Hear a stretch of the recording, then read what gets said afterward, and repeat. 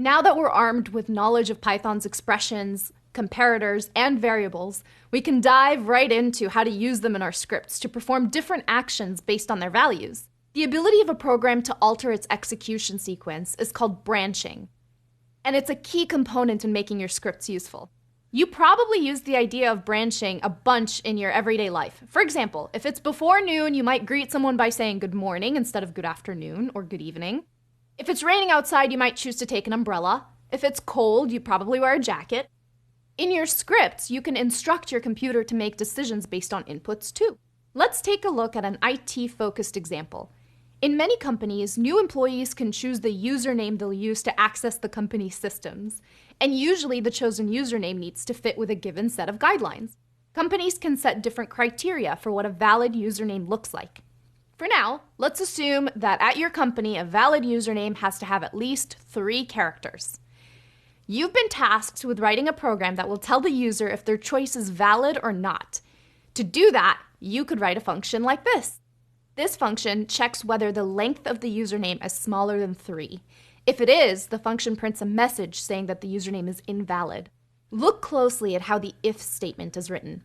We write the keyword if followed by the condition that we want to check for, and then followed by a colon. After that comes the body of the if block, which is indented further to the right.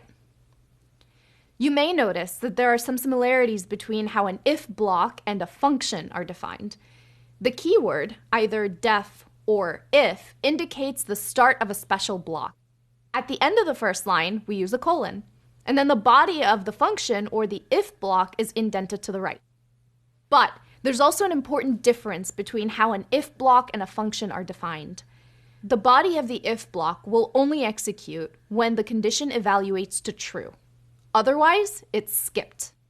Of course, you can do a lot more things inside the body of the if block than just printing stuff. As we expand our programming abilities, we'll learn how to do things like shorten text that's too long, delete a file if it exists, start a service if it's not running, and a bunch more. If your code is inside a function, you could also choose to return a value depending on whether a certain condition is met. Can you imagine how that would look? By now, you know how to define functions, and inside those functions, you can now make your program do something only when certain conditions are met. Ready to branch out and make our branches even more interesting with else statements? Then hop on over to the next video, or else you'll miss out.